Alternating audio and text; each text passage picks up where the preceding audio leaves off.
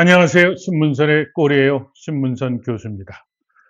오늘 제가 신문선의 꼴이에요 팬들에게 읽어드리는 글은 한 매체에서 저에게 컬럼을 요청했던 글을 여러분들에게 공개하는 겁니다. 이 글의 주된 내용은 7월 7일부터 열리게 되는 동아시아컵에 관한 글입니다. 동아시아 축구대회는 홍명보 감독과 정몽규 회장에게 큰 함정이 될 수 있는 대회이다. 첫째, 이 대회에서 우승해도 본전.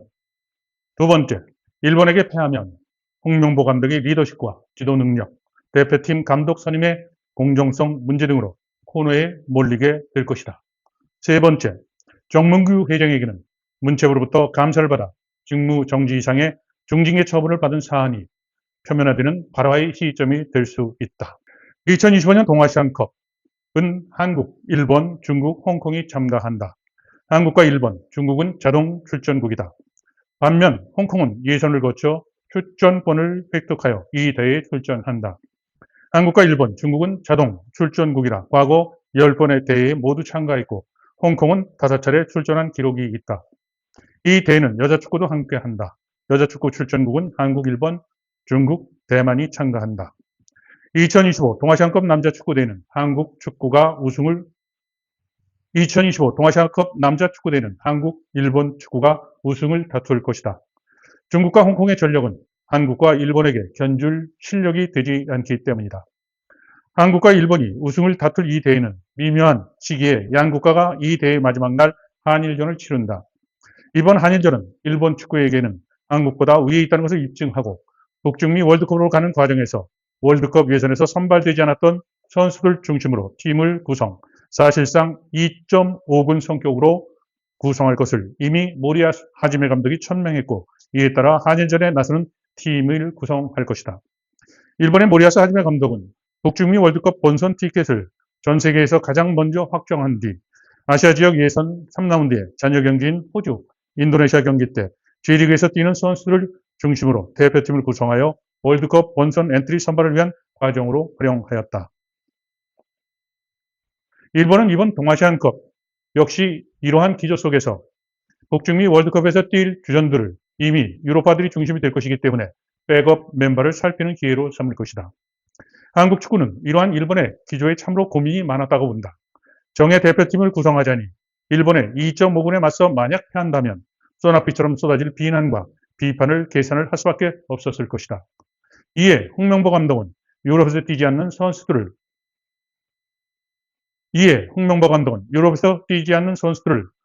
주축으로 하는 대표팀을 구성하는 선택을 했다.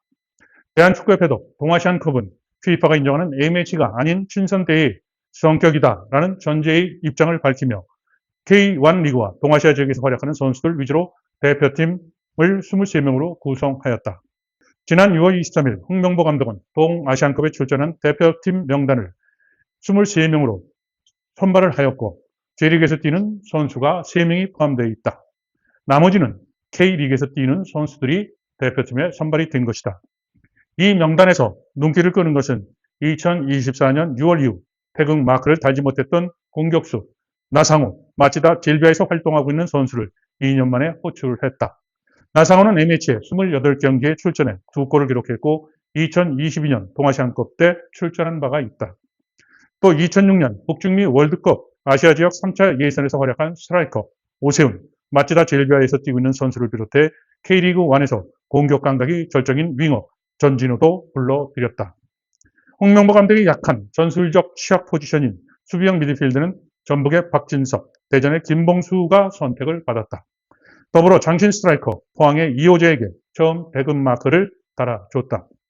이호재와 더불어 가시마의 김태현, 광주의 변준수, 울산의 서명관, 전북의 김태현, 강원의 서민우, 김천의 이승원 등 7명이 처음 대표팀에 승선했다. 이렇게 선발한 23명의 대표팀에 6월 26일 3명의 추가 선수를 뽑았다. 주민규, 강상윤, 모재현 선수다. 한국의 고온다습, 환경을 고려한 동아시아 축구연맹의 결정에 따른 조치였다. 한국 대표팀은 7월 7일 오후 8시 중국, 7월 11일 오후 8시 홍콩, 7월 15일 오후 7시 24분 일본과 차례로 맞붙는다. 한국 축구는 11회 연속 월드컵 본선 진출이라는 위협을 달성했음에도 축구 팬들과 국민들은 한국 축구 대표팀에 대해 매우 냉소적이다.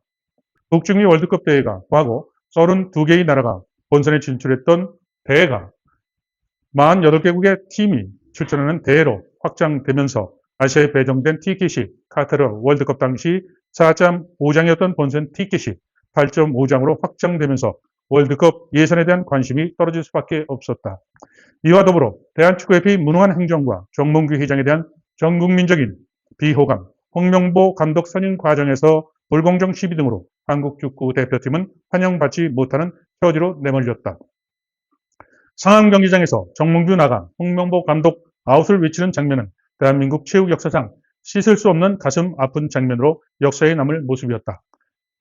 정몽규 회장과 홍명보 감독에 대한 축구 팬들의 분노와 국민들의 비호감은 월드컵 본선 출전 티켓을 확보했음에도 끝나지 않고 아직도 진행형에 있다. 이러한 분위기에서 만난 2025 동아시안컵 한일전은 홍명보 감독과 정몽규 회장에게 엄청난 부담과 스트레스를 안기는 경기가 될 것이다. 북중미 월드컵에 출전할 정예화된 대표팀 간의 경기가 아닌 2군 또는 2.5군 간의 대리전으로 치러질 한일전에서 승패는 양국 축구계에 분명 큰 반향이 있을 것이다. 일본은 만약 패한다고 해도 모리아스 하지메 감독은 일본 축구협회 국민 팬들에게 절대적 신뢰를 받고 있어 테스트 과정으로 가볍게 넘어갈 수 있지만 한국의 경우에는 그렇지 못할 것이다. 이미 정몽규 회장이 처음 대한축구협회장을 맡았던 2012년 이후 일본 축구에 일방적으로 몰리는 상황에 처한 한국 축구의 쇠락에 축구인들과 축구팬, 국민들은 정몽규에 대한 비판의 목소리가 높아질 수 있기 때문이다. 더불어 홍명보 감독에 대한 선임 과정의 공정성에 대한 비판과 교체, 요구 등 걷잡을 수 없는 상황으로 내몰릴 수 있기 때문이다. 축구를 가장 사랑하고 영향력 있는 축구 팬의 코어그룹인 K리그1의 팬들은 전북의 거수 포엣 감독의 마술의 효과를 경험하고 있기 때문이다. 감독 한 사람이 바뀐 뒤 전북의 무패행진과 전술적 진화, 전진을 비롯한 새로운 스타 탄생 등의 사례를 통해 북중미 월드컵까지 남은 시간은 충분하다며 감독 교체에 대한 목소리가 커질 수 있는 폭발성이 있다. 만약 일본에게 승리한다면 일본 대표팀은 2.5군 상군인데 당연히 이길 게임으로 평가하지 않을까.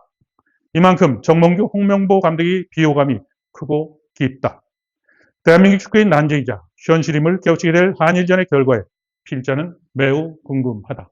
필자뿐만 아니라 대한민국의 축구팬, 국민 대다수도 대한민국 축구협회 그리고 홍명보 감독에 대한 평가에 대한 불만의 수위는 어떻게 변할지 대단히 이 대목도 궁금하다. 신문선의 컬럼을 마치면서 신문선에게 대한민국 축구 변혁에 큰 힘을 모아주시기를 부탁을 드립니다. 구독, 좋아요, 알림 신청 꾹꾹꾹 부탁을 드립니다.